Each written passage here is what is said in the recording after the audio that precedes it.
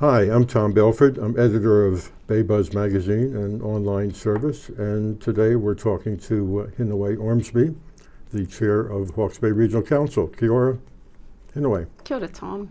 Thanks for taking this time. Thank you. Probably everybody expects us to talk about recovery, but I'd like to hold that off a bit. We have a nice piece of time with you. You've agreed to talk to us at some length here.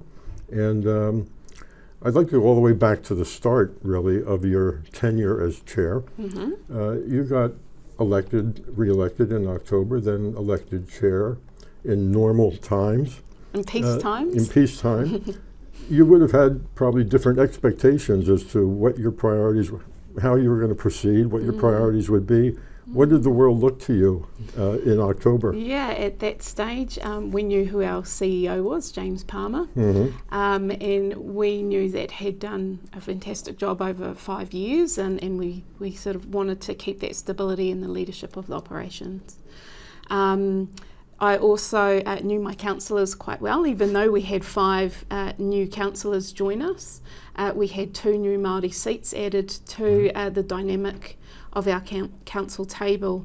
So going into this role in October was, I would say, stability and knowing the knowns and keeping the council on the direction and the path as per our strategic plan and our long-term plan.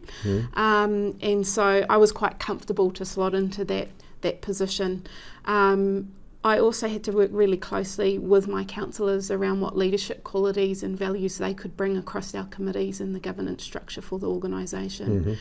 I understood the priorities and the programs, activities that the council were delivering, and so in that space, I knew what I knew, but I didn't know what we were going to get on the 14th of February.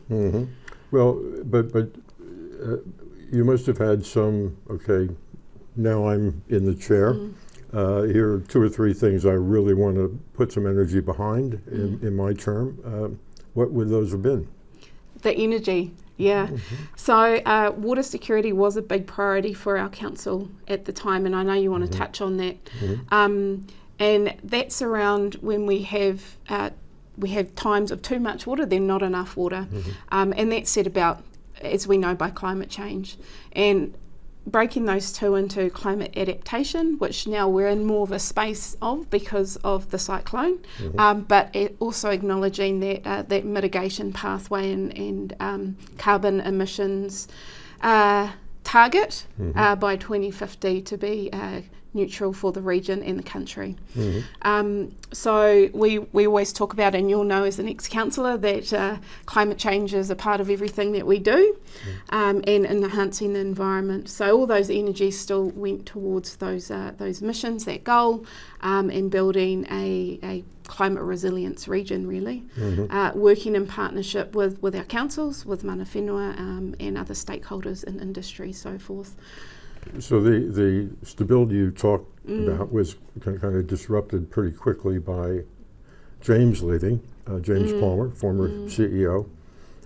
You had a process that selected Dr. Nick Peet from Horizons, I guess. Yes. What did you all like about him? Describe who we're going to be meeting soon. Yes. So it was an interesting process, and as everyone knows, we had a bit of a cyclone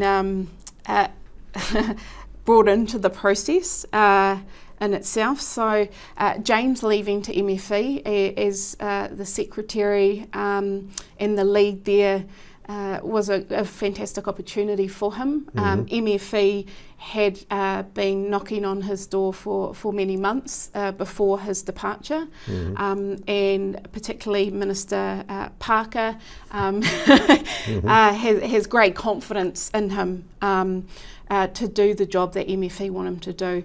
So, with reluctance, we had to say ka kite to James, but good on you for giving this a crack and sitting where he is at a national level that we can always call on him in need. Once he left, we appointed Piri Munro, and at the time the councillors thought that keeping the ship steady would be a great decision. We went to our exec group and they agreed, and so the councillors decided that Piri Munro would be the best fit internally to take on the interim CE role. And it was only 2 days into his tenure as interim CE, 2 or 3 days, that the cyclone came and visited us here in the region and the country. So, and he was fantastic. Took that role on as ex-commander of police at a national level, so his emergency management was needed in particularly that response phase. He worked really well internally with exec, and so played a fantastic role there. But that was only for a particular period of time in which we could decide on taking a different pathway for interim CE. Now, while Piri was in that interim role, we continued with the process of a permanent CE, interviews, recruitment, so forth. And we decided that this role was so important that we wanted to continue that, even though that we had many other things to do at the time. Thankfully, those finalists who we interviewed wanted the role even more post the cyclone, and could see the opportunity to do some great work for the region in terms of recovery and getting us back on track. Once we'd made that appointment for Dr. Nick Peat, who will come to us as an experienced manager from Horizons Regional Council, he had to obviously play out his time with his council and leave them in a good position. He also had a holiday booked that, you know, is a fantastic idea before you jump in knee deep into what we're experiencing here in our region. So we did have a gap. And hence the approach to Bill Bayfield, who is an experienced regional council CEO from Environment Canterbury, from Bay Plenty Regional Council in Taumata Arawai. But what actually is the need to do that? Why not just continue with Piri? So he had specific recovery experience. So if you looked at what he's dealt with in his CEO repertoire, it's post Christchurch earthquake recovery, a bit of Edgecombe Matata. He was involved in Kaikoura earthquake recovery. So you probably couldn't get a more experienced CEO in a recovery space with regional council know-how and understanding. And he was willing to help. He saw the need, he saw the value he could bring. And so the councillors went through that process of, is he fit for purpose, and for the short period of time he is absolutely that. Well, let me ask you, I mean, I don't want to get into the weeds here, but the overall issue of staff overload, staff churn, so forth, not helped by the present circumstances, I'll bet. But, you know, I go on your website and you're looking for a senior biosecurity person, a senior surface water scientist, team leader, engineering. What is your current, I guess, vacancy rate, and is there an issue there? I mean, are you staffed? Are you at a staffing level able to deliver what you want to deliver? Yeah, so people and health and safety capability within the organisation is really important, and we acknowledge that. We acknowledge that our community, our organisation will go through different levels of psychosocial behaviours, which is normal after a disaster that we had, the scale that we had it. So we did bring in 2 psychologists for the organisation, available to staff and councillors. There have been training. I think this afternoon all the staff are having the afternoon off to be thanked, and obviously holiday and weekends are really important. Another piece of the puzzle is that we had outside help come into the region to help cover some of those expert areas, particularly in emergency management.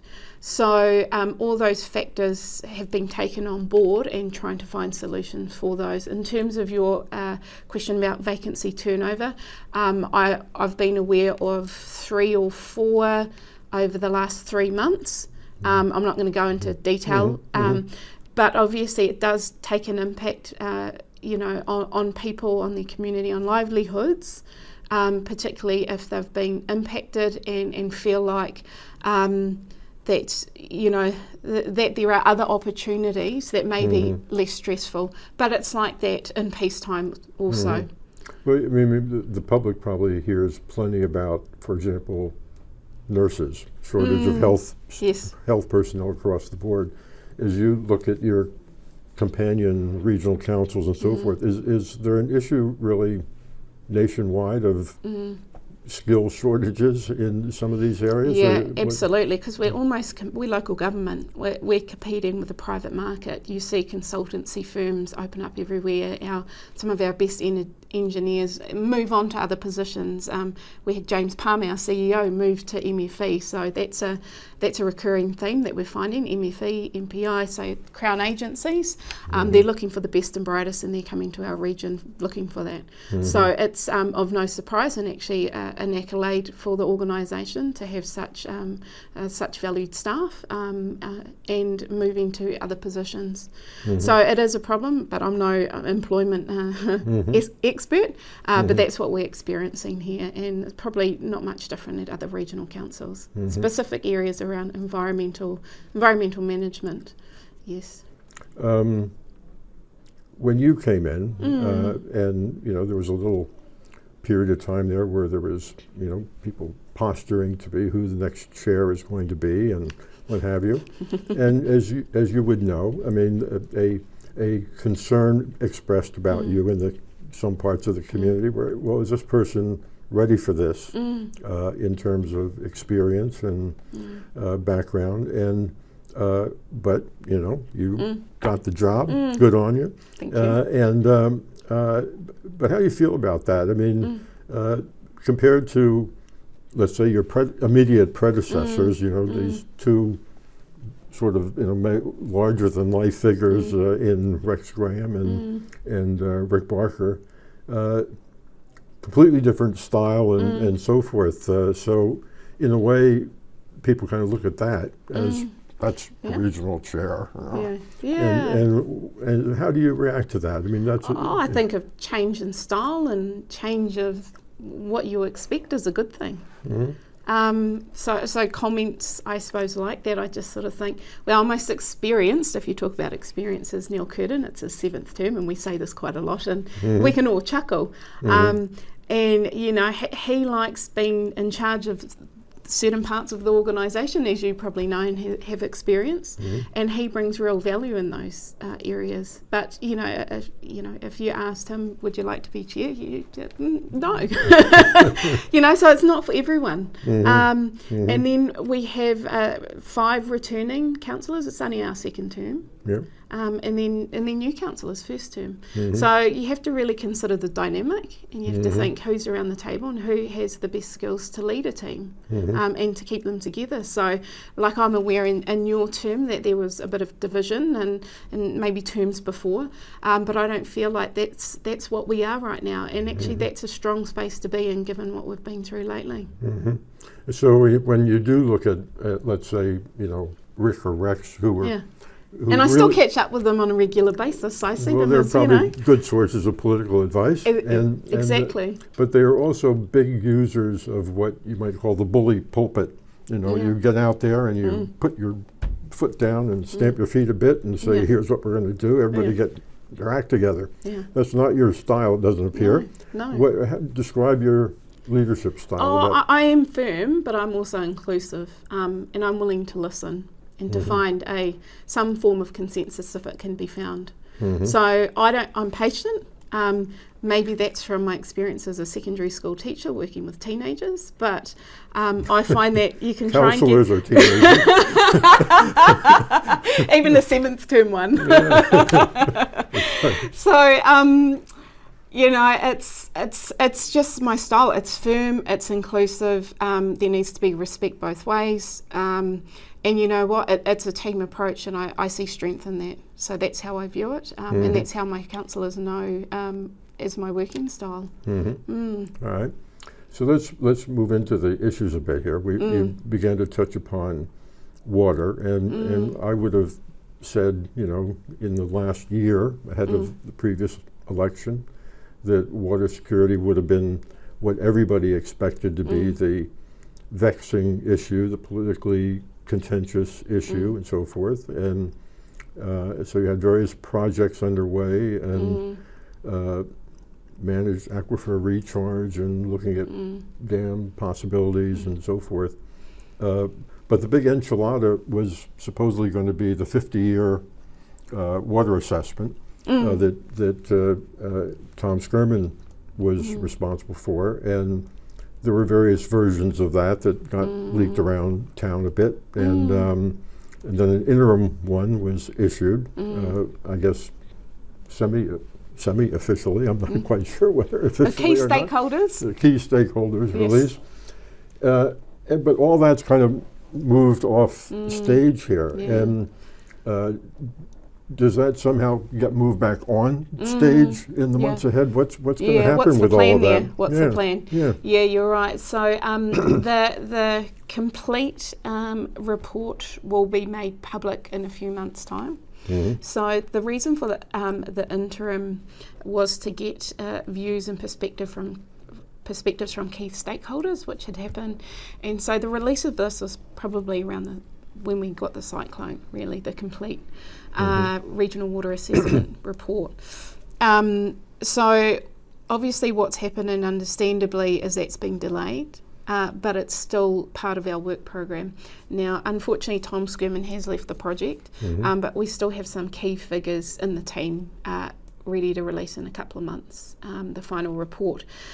In terms of where that program sits as priorities for the Hawkesbury Regional Council, it's still part of our recovery plan, so we made sure water security was still within the 6 PO that drive our recovery across the region, which is under environmental resilience. So it still sits there. There's been some dormancy of it for good reason, but you will see in the next couple of months that regional water assessment appear. Now, in terms of those investigations, some things will have changed, and our science team are quite, they're quite busy in understanding post-cyclone effects within our catchments, all the erosion, the stability of some of the investigation sites. But, that's still a key priority, but it has been put on the back burner. Behind flood protection, obviously, we've got all our telemetry systems, pump stations up working, back to pre-cyclone times. We've got a whole lot of men and women, 160 over 13 pods, working to repair the breaches of our stop banks. So we had around 6 kilometres worth of breaches, and we've got to about 1.8 kilometres worth of repairs, and within the 3 months' time we should look to see all those breaches completed. And then we've got this big, I won't say heap, but of waste and silt to deal with in the region.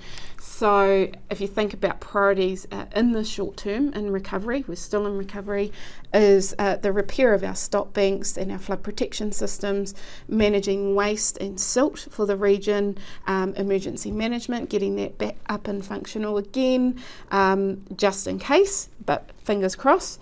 And then obviously all the financials that come behind that. So you probably ask about rates soon. Yeah. I'm being signaled here a bit. Yeah. But before we go further into down the recovery path, tell me about rates. I mean, the other councils have all released their rate positions. I haven't heard anything from you guys. I heard a rumor that you're going to talk about a dollar increase as opposed to a percentage increase. What's going on? Not quite. So we have our one last workshop, and I'm looking at my map on the wall. We have one last workshop. So when we look at our rates change, it is what we were planning through our LTP was around 13.9% increase for this last year. So that was the annual planned Right. increase, Right.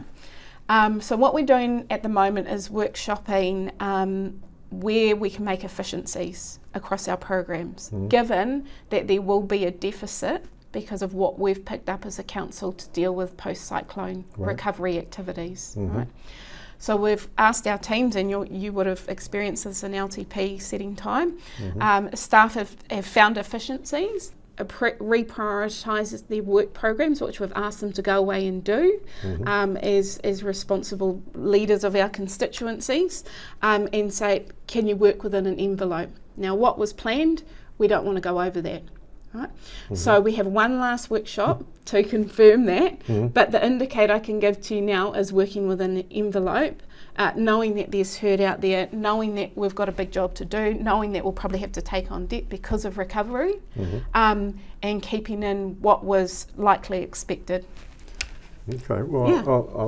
I'll let you end with that little tease, and we'll come back. Let's take a little break here. This has been a very helpful conversation. I appreciate that. You've begun to walk us down the recovery path, and I want to pick that up in our next chat here, which Sure. will begin in a moment. Thank you, Hinewai. Thank you.